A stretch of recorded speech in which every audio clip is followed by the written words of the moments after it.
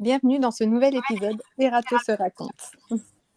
Aujourd'hui, c'est Alexia Damil qui va se prêter au jeu des questions-réponses. Alexia, bonjour. Bonjour. Alors, tu es une auteure toulousaine, bientôt de Saint-Étienne, tu es tien. Oui, c'est ça. Chez Erato, tu as 2 livres de parus, Les secrets de Mamie Blanche et En seconde classe pour Noël. Oui, J'ai rien raté, tout est bon. c'est bon. Alors, Les secrets de Mamie Blanche est un young adulte. Oui, Oui, c'est un one-shot avec une sublime couverture. Tu peux nous en parler un peu plus? tout à fait. Alors, c'est un roman que j'ai écrit pour mes filles, parce que j'ai 2 filles qui ont 15 ans et 11 ans. Et jusqu'à présent, j'avais toujours écrit de la romance, donc plutôt pour adultes. Et mes enfants m'ont dit, on en a marre, maman, on aimerait avoir un livre que tu aurais écrit pour nous, ou du moins qu'on pourrait lire. Et voilà, je suis partie sur cette histoire. Je pensais que ça serait différent d'un roman young adulte, et finalement, là, avec cette motivation, faire plaisir à mes enfants, je me suis lancée. Après, leur défi, c'était on veut quelque chose qu'on aime autant que Harry Potter.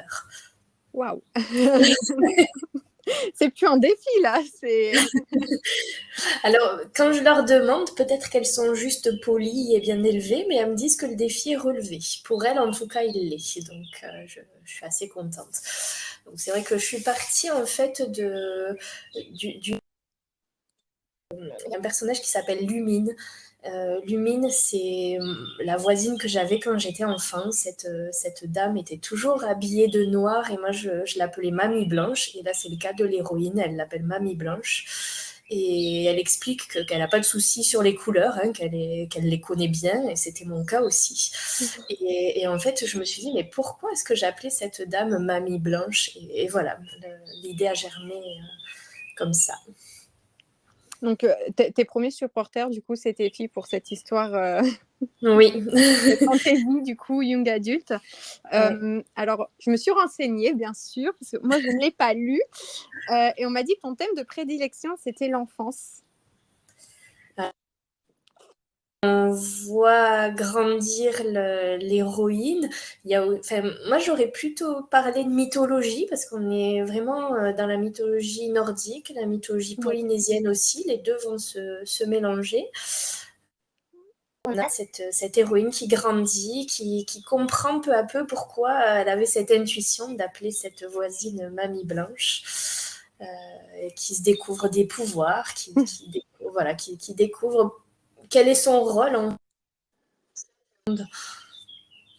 Et donc c'est un one shot que tu conseilles à partir de quel âge? Alors, je l'ai lu avec ma petite qui a 11 ans, mais accompagnée, parce que je suis une amoureuse de la langue française et c'est vrai que j'utilise des mots alors, qui sont expliqués, hein. Il y a des notes de bas de page, mais ça risque d'être un petit peu compliqué pour un enfant de cet âge-là. Je dirais 14 ans, c'est bien. D'accord. Au moins, Sauf si on a vraiment des enfants qui ont, pareil, qui partagent cet amour de la langue française, qui ont vraiment un goût pour la lecture, on peut y aller à 12 ans.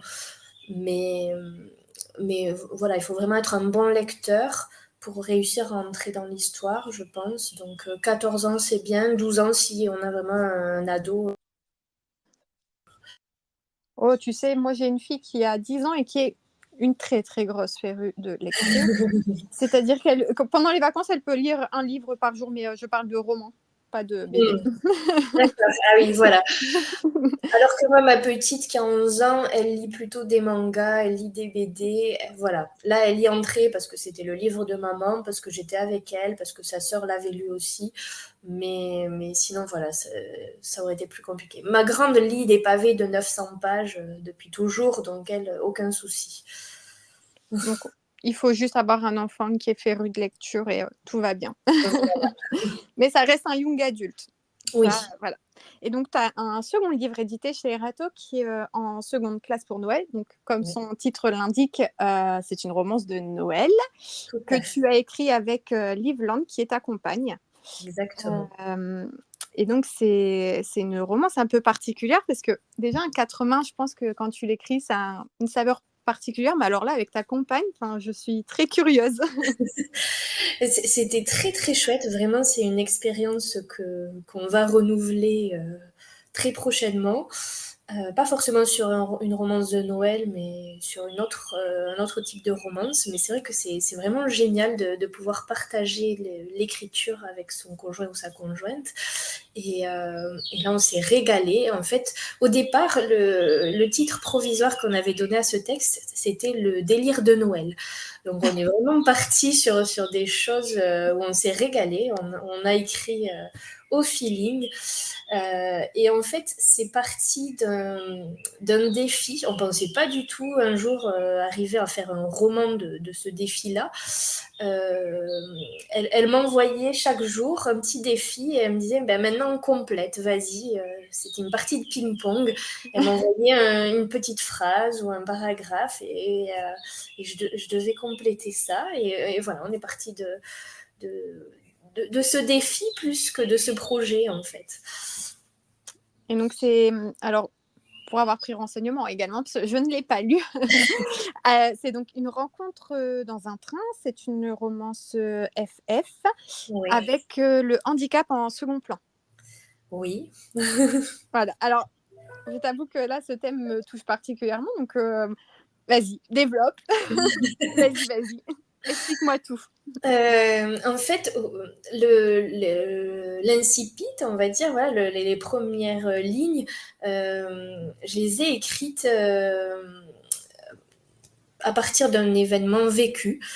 Parce qu'à l'époque, quand j'allais travailler, je travaillais sur Toulouse, maintenant ça a changé, voilà, je travaille plus près de Saint-Étienne, mais je prenais le train, parce que c'est vraiment la galère, il y a beaucoup d'embouteillages et tout ça. Donc, je prenais le train et un soir, un moment de fou. Pas de train, il y avait eu un accident, un camion qui avait cassé un pont.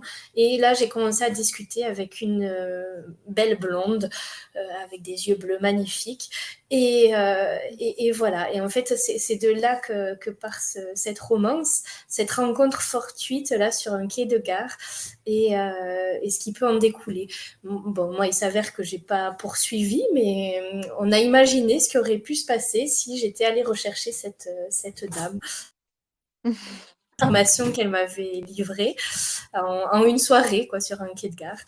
Et puis, on avait envie d'écrire aussi une romance de Noël, donc il y a tout ce décorum-là, toute cette magie des fêtes, toutes les déceptions amoureuses précédentes et comment en fait les deux héroïnes arrivent à se reconstruire après la perte, après le deuil, malgré le handicap. Après, pour moi, le handicap, c'est pas un thème prégnant ici.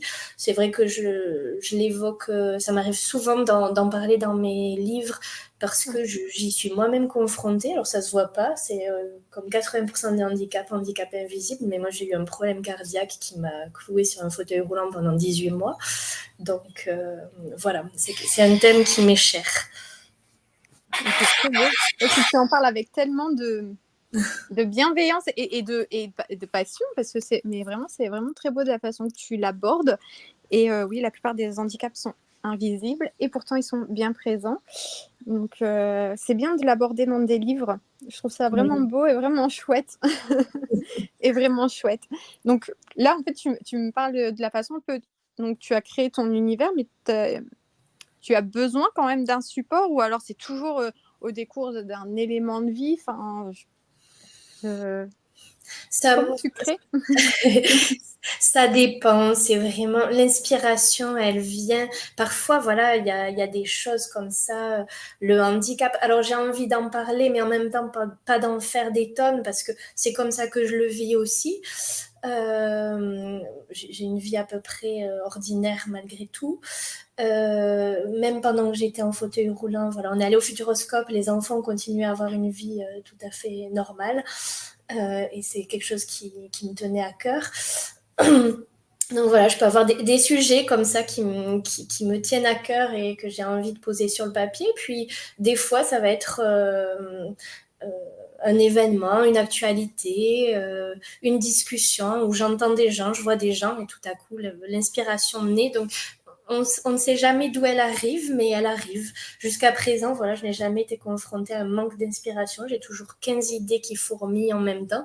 C'est parfois un petit peu embêtant parce que, par exemple, là, en ce moment, je crois que j'ai au moins 5 romans qui sont commencés.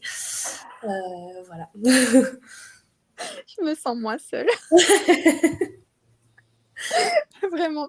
Mais je pense que c'est la tranche de nos âges, les années 80. On est un peu. On n'est pas. On n'est pas. Oui. Non, on n'est pas normal, hein. Vraiment. C'est ça. On Et est puis les vraiment. sujets, j'arrive pas vraiment à me dire, j'écris toujours sur des thèmes particuliers parce que là, tu vois, parmi les 5 que j'ai en cours, j'en ai un qui évoque l'histoire d'une skieuse et puis à côté, un autre qui est plus, qui part sur une forme de journal intime d'une dame à qui on découvre la maladie d'Alzheimer. Donc, enfin voilà, c'est des choses totalement hétéro. Différente.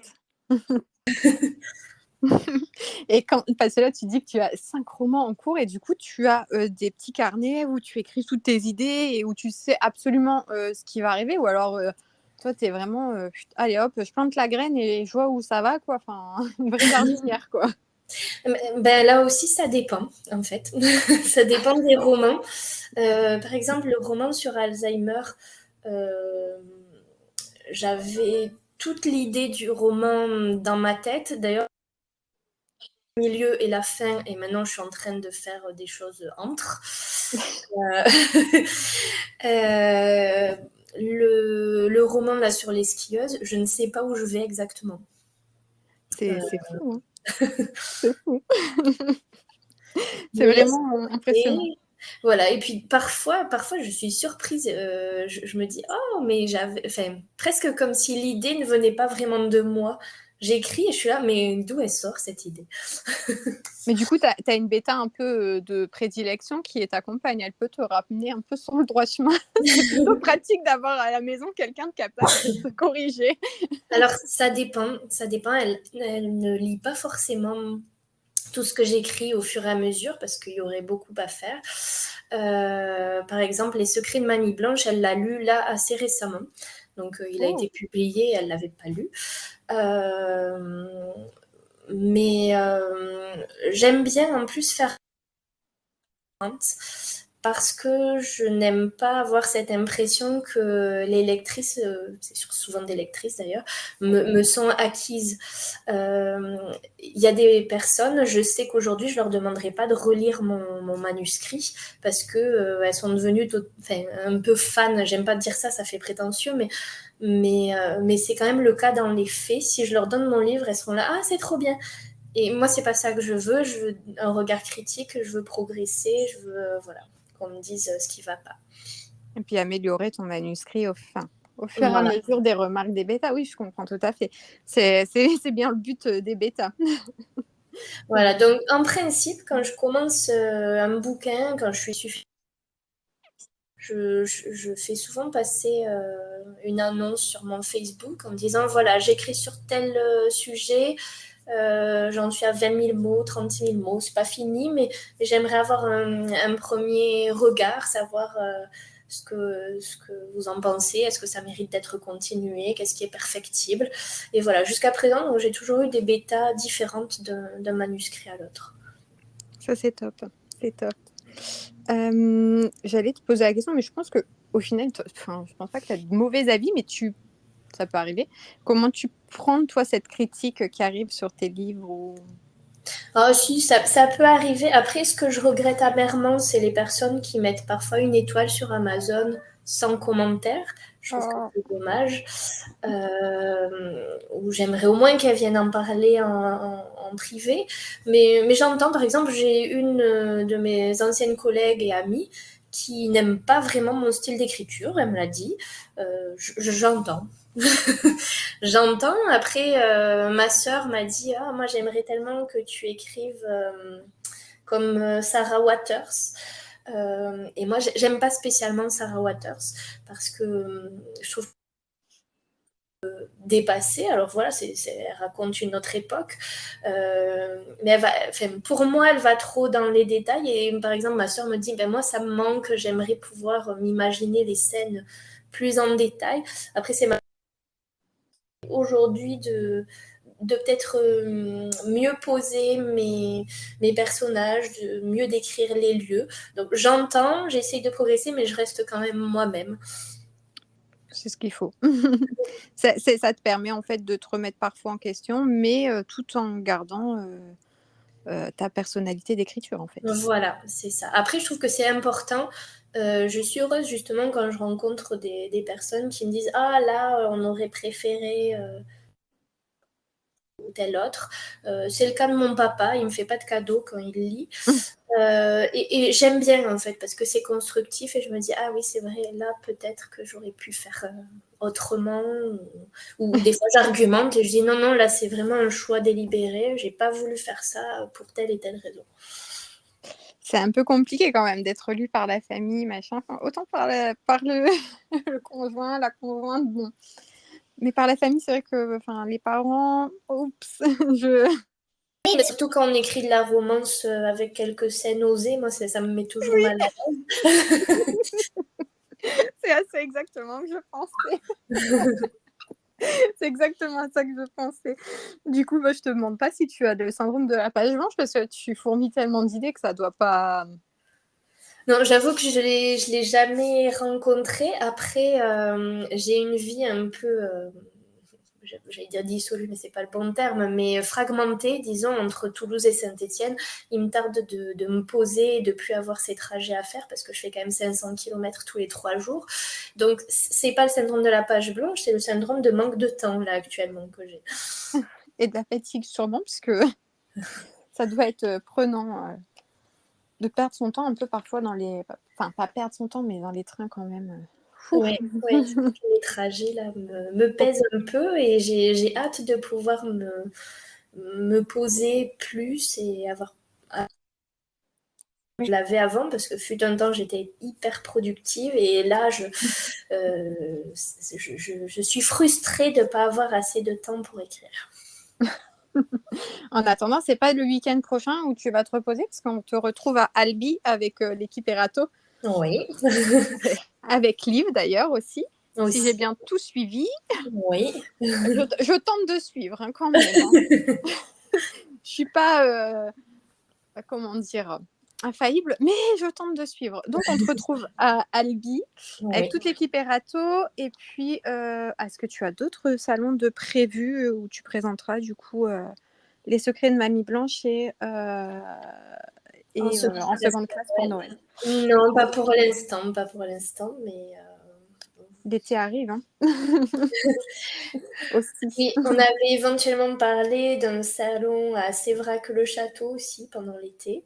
Voilà, à confirmer. Fin août, il me semble, c'est ça? Oui. Ouais, ça j'en ai entendu parler. Et à la rentrée, pas de salon? Non. Peut-être, mais tu vois, là, c'est trop loin dans mon agenda. Un petit peu et j'oublie, donc je ne sais pas. Probablement qu'il y en aura, mais là, je les ai pas en tête. Dans tous les cas, on pourra le voir sur tes réseaux. Oui, bien sûr. Oui, voilà. Donc, tu as... TikTok. J'essaye un compte TikTok. Je vais demander à mes enfants un peu d'aide. C'est très utile. Les enfants pour TikTok, c'est magique. Vraiment, vraiment. C'est incroyable. Même quand ils n'ont pas les réseaux sociaux, ils savent mieux que nous. C'est ça, donc je leur fais confiance. Là, voilà, j'ai créé mon compte, je vais pouvoir suivre ce qui se passe sur TikTok. Après, j'ai Instagram et Facebook. Sous le nom, du coup, Alexa Damil. Voilà, toujours. Ouais. Et après, sur les réseaux Erato qui relaie également. Tes livres, on peut les trouver tout partout. En e-book, en brochet. Oui, on peut aussi me contacter. Quelques exemplaires en stock. On a aussi en seconde classe pour Noël qu'on peut dédicacer, envoyer. C'est magique, ça. C'est magique. As-tu quelque chose à ajouter pour cet épisode qui t'est consacré? Enfin, je voulais te dire merci parce que c'est vrai que j'étais un petit peu stressée, je suis un peu timide, même si ça s'entend pas toujours, mais en vrai, oui. Et donc, merci pour ce moment et tu as su me mettre à l'aise.